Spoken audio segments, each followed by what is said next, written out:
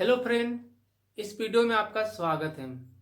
इस वीडियो में आज हम डिस्कस करेंगे पंचायती राज यानी स्थानीय स्वशासन यानी सेल्फ गवर्नमेंट क्या होता है, जो गांधी जी का एक ड्रीम था।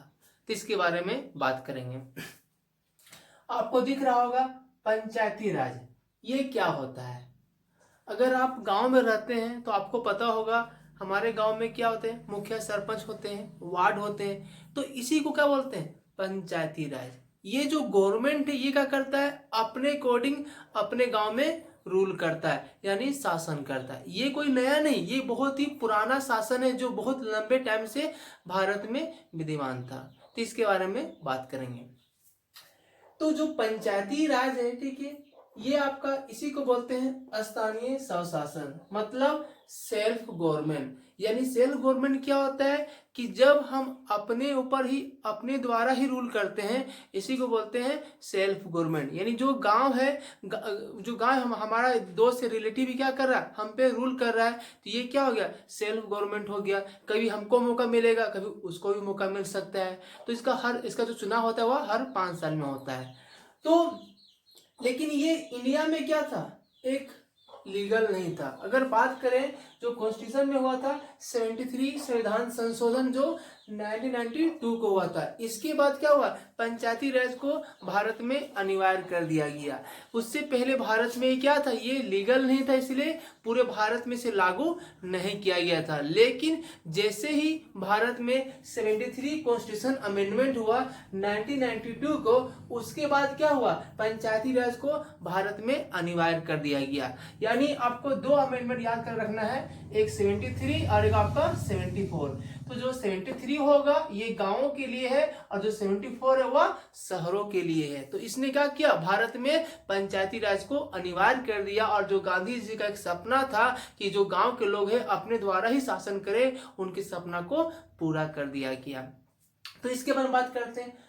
तो अगर इसका शुरुआत कैसे हुआ, तो पंचायती राज को भारत में लागू करने के लिए सबसे पहले एक कमेटी बनाया गया, यानी एक समिति बनाया गया, और उसका नाम था बलवंत राय मेहता समिति। तो ये कौन समिति बना था, यानी जब भी एग्जाम में पूछ सकता है कि बलवंत राय मेहता समिति किससे रिलेटेड है, तो हम बोल सकते हैं ये पंचायती राज से रिलेटेड है, जो भारत में सत्ता का विकेंद्रीकरण का बात करता है। तो जो बलवंत राय मेहता समिति है, इसको बनाया गया था सामुदायिक विकास कार्यक्रम 1952 तथा राष्ट्रीय विस्तार सेवा 1953 के द्वारा। यानी ये जो समिति था वह आपका सामुदायिक विकास कार्यक्रम तथा राष्ट्रीय विस्तार सेवा के द्वारा समिति बनाया गया था। इसने अपना रिपोर्ट कब दिया, इसने अपना जो रिपोर्ट 1957 में दिया। यानी इसने अपना कुछ सुझाव दिया था, कुछ सिफारिश दिया था, उस सिफारिश के बारे में हम पढ़ेंगे। यानी इन्होंने बोला क्या कि भारत में अगर पंचायती राज को अप्लाई करना है, लागू करना है, तो हमें क्या करना पड़ेगा, सत्ता का विकेंद्रीकरण करना पड़ेगा। मतलब जो पावर है, पावर को हमें बांटना पड़ेगा। यानी जो राज्य सरकार है, राज्य सरकार क्या करेगा, स्थानीय स्तर पे अपने शक्ति को बांट देगा। इन्होंने सत्ता का विकेंद्रीकरण का सुझाव दिया था, और कब दिया, 1957 में। और इस पंचायती राज का उद्देश्य क्या होता है, पंचायती राज का उद्देश्य होता है कि भारत में जो जमीनी स्तर पे जो लोकतंत्र है, उस लोकतंत्र को हमें स्ट्रोंग करना है, यानी हमें मजबूत करना है। क्योंकि अगर लोकतंत्र अगर जमीनी स्तर पे मजबूत होगा तो ये देश के विकास के लिए बहुत ही लाभदायक होगा। इसीलिए बलवंत राय मेहता ने समिति ने बोला 1957 में कि हमें क्या करना पड़ेगा, विकेंद्रीकरण करना पड़ेगा। यानी जो पावर है उस पावर को हमें बांटना पड़ेगा। अगर पावर एक के पास रहेगा तो लड़ाई हो सकता है, अगर पावर सब में बटेगा, इससे हमारा भारत और स्ट्रॉन्ग हो जाएगा। तो कुछ इसके सिफारिश के बारे में बात करते हैं। तो सबसे पहला बात यह है कि जो बलवंत राय मेहता समिति ने क्या सिफारिश किया, बोला 3 स्तरीय पद्धति। यानी क्या बोला, 3 लेवल पे गवर्नमेंट होना चाहिए। यानी अगर आप पंचायती राज में देखते होंगे तो कौन सिस्टम है आपका, 3 स्तर वाला है। यानी आप पहला देख सकते हैं, गांव में क्या होगा, ग्राम पंचायत होगा। ब्लॉक में क्या होगा, ब्लॉक में पंचायत समिति होगा। और आपका जिला में क्या होगा, जिला में जिला परिषद होगा। यानी बलवंत राय मेहता समिति क्या करना चाहता था? वह इंडिया में विकेंद्रीकरण को मजबूत करना चाहता था। इन्होंने गांव स्तर पे ग्राम पंचायत, ब्लॉक स्तर पे पंचायत समिति और जिला स्तर पे जिला परिषद को लाया, ताकि भारत में जो सत्ता का विकेंद्रीकरण है ये हो सके है। तो ये था आपका सेकेंड पॉइंट। अब पढ़ते हैं तीसरा पॉइंट। तीसरा पॉइंट है ग्राम पंचायत का चुनाव।